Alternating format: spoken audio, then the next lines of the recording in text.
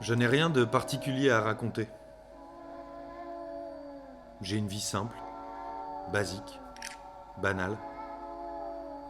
Pas de traumatisme, pas d'accident de parcours, pas de bagages trop lourds à porter. Il y a bien de la souffrance comme tout le monde. Ni plus, ni moins. Du bonheur comme tout le monde. Ni plus, ni moins. Il ne m'est rien arrivé de particulier.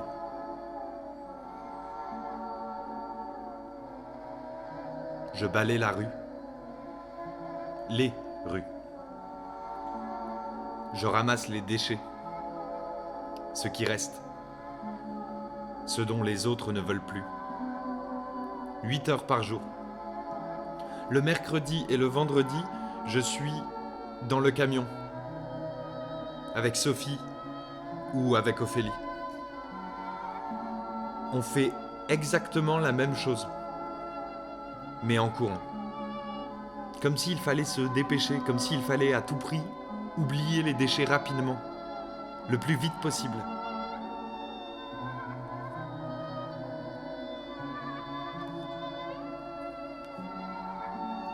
Je ne suis pas un acteur.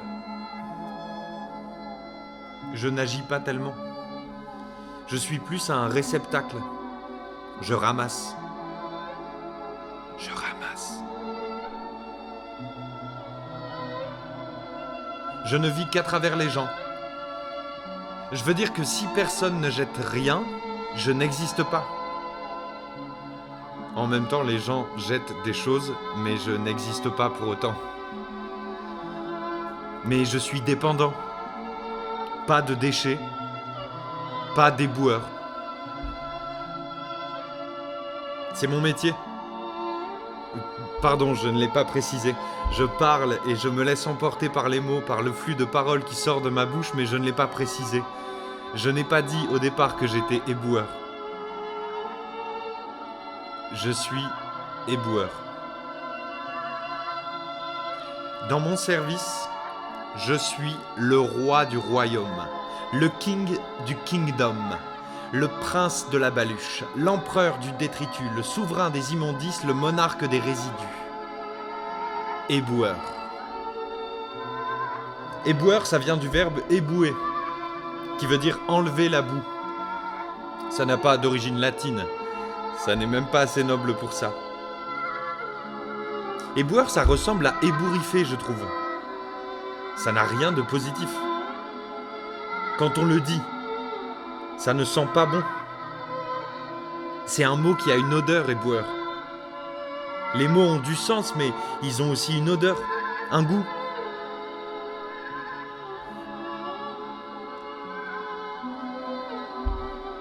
Maintenant, on dit agent de propreté urbaine. J'ai reçu ça il y a quelques années. C'est une lettre qui dit qu'on ne doit plus dire éboueur. Puisque je n'ai rien à raconter, je peux vous la lire, ça fera passer le temps. Alors, elle est envoyée par mon patron, enfin, mon employeur. L'objet de cette lettre, c'est mise à jour des terminologies et désignations de poste 2005. Je vous la lis. Monsieur, par la présente, nous portons à votre connaissance les changements structurels entrepris au sein de nos services. À compter de ce jour, le terme éboueur, apparaissant en qualité d'objet de la mission pour laquelle vous êtes engagé, sera remplacé par la désignation plus juste et représentative de agent de propreté urbaine. La mise en place de cette nouvelle terminologie prendra effet à partir du 5 juin 2005 et donnera lieu à l'édition d'un avenant au contrat passé entre nos deux parties. Pour tout renseignement, veuillez vous rapprocher de votre service juridique de rattachement au sein de notre structure. Nous sommes heureux de vous compter parmi nos collaborateurs. Cordialement, Francis Rivière, directeur général des services.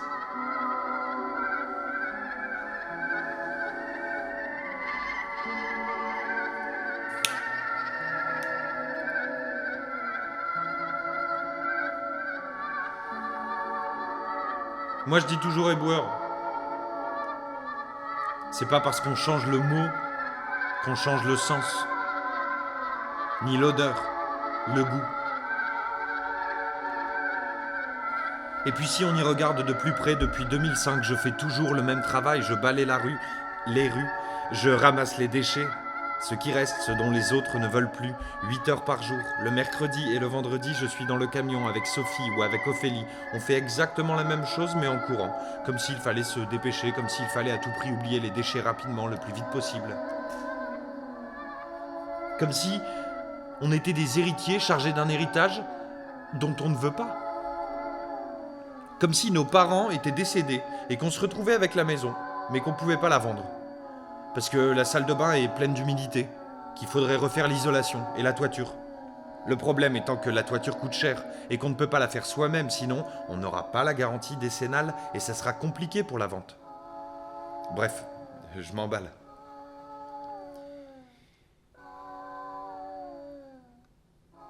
À part ça, je n'ai rien de particulier à dire. Ma vie est simple. Elle a toujours été simple. Je n'ai rien vécu de traumatisant ou d'original.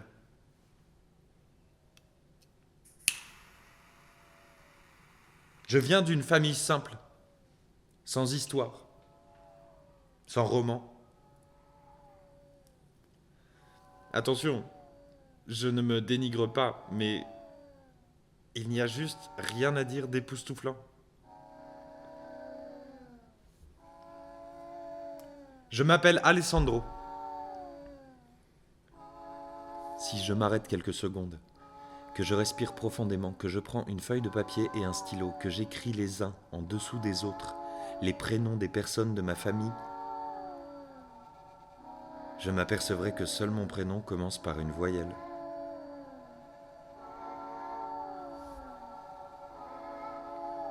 C'est le moment où chacun et chacune d'entre vous fait la liste des prénoms de ses proches pour le comparer au sien.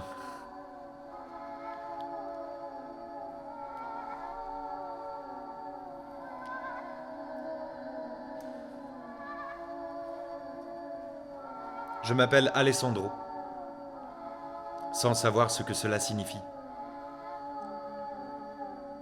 Si, encore une fois, je m'arrête quelques minutes, que je respire profondément, que je m'installe devant un ordinateur, que je tape dans la barre de recherche de mon moteur de recherche « Signification Alessandro », je m'apercevrai que la majorité des sites internet qui proposent une réponse à ma recherche semblent s'adresser à des femmes.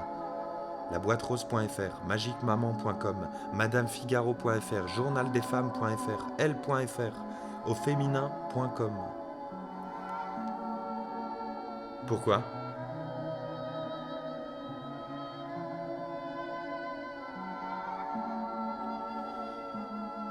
Si je continue et que je lis chaque article de chacun de ces sites, je m'apercevrai d'une part que mon prénom est associé à un chiffre et à une couleur, et d'autre part qu'à chaque fois, deux termes reviennent, étymologie et astrologie. Comme si mon prénom avait un lien direct avec les astres et l'univers. Comme si mon prénom était relié au ciel. Comme si moi-même j'étais relié au ciel, comme si dès notre naissance nous étions appelés à monter au ciel. Je sais que personne ne le découvre, mais c'est étrange de s'arrêter un instant pour se dire ça, que nous naissons pour mourir, je veux dire. C'est vertigineux d'y penser un temps.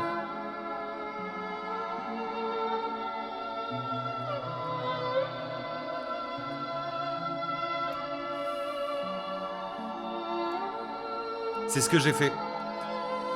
J'ai écrit le prénom de ma mère sur une feuille de papier et en dessous celui de mon père. Je ne sais pas pourquoi j'ai commencé par celui de ma mère, mais c'est ce que j'ai fait. En dessous du prénom de mon père, j'ai écrit celui de ma sœur, puis celui de mon frère, celui de mon autre frère et le mien. Je me suis donc aperçu en regardant le P, le R, le P, le L et le L que seul mon prénom commençait par une voyelle. Je ne sais pas ce que cela veut dire.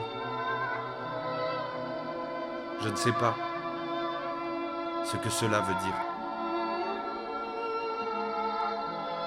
J'ai ensuite ouvert une page internet, j'ai tapé signification Alessandro dans la barre de recherche, j'ai lu les articles des 2 premières pages qui m'ont été proposées et j'ai découvert que mon prénom voulait dire en grec « celui qui protège l'humanité ».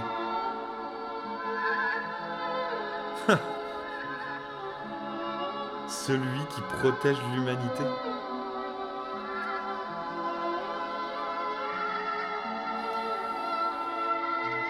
Sinon, mon chiffre chance, c'est le 4. Je ne sais pas ce que cela signifie. Je ne me sens pas différent quand je vois un 4. Je ne me trouve pas plus chanceux que d'habitude.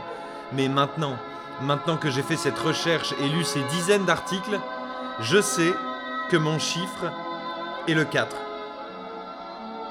Je ne sais pas par quoi cela est déterminé. Je ne sais pas qui a écrit ces articles et qui a choisi ce chiffre pour moi, ni même si quelqu'un a choisi.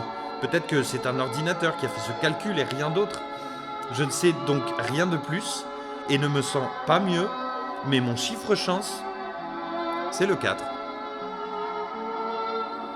Quand je lis ça, une seule chose m'intéresse. Qui est derrière ça? Et pourquoi? Qui veut m'attribuer un chiffre et pourquoi? À quoi cela va me servir?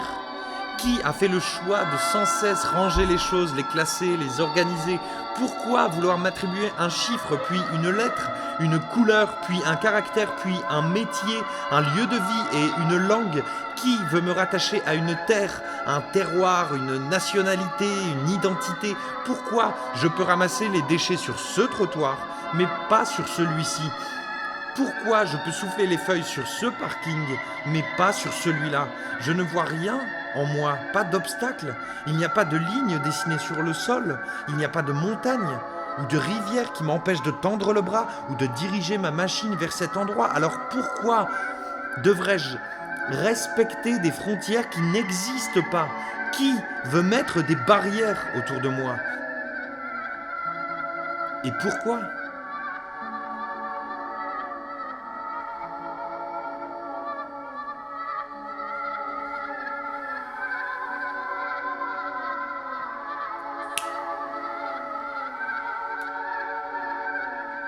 Ma couleur, c'est le bleu.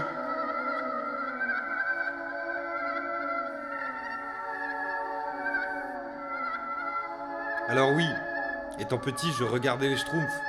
Oui, j'aime contempler le bleu du ciel. Oui, j'aime me sentir entouré par l'immensité de la mer. J'aime cette couleur, le bleu. Mais je l'aime autant que le rouge brique, le jaune pâle ou le vert pastel. Si je poursuis mes recherches, je pourrais découvrir mes traits de caractère, mais aussi les personnes célèbres qui sont nées le même jour que moi ou qui partagent mon signe astrologique. Mais je ne continue pas mes recherches. Je ferme mon ordinateur. Je glisse la feuille sur laquelle j'ai inscrit nos prénoms dans un coin du bureau et je repars arpenter les rues de la ville. Je m'appelle Alessandro et je suis éboueur.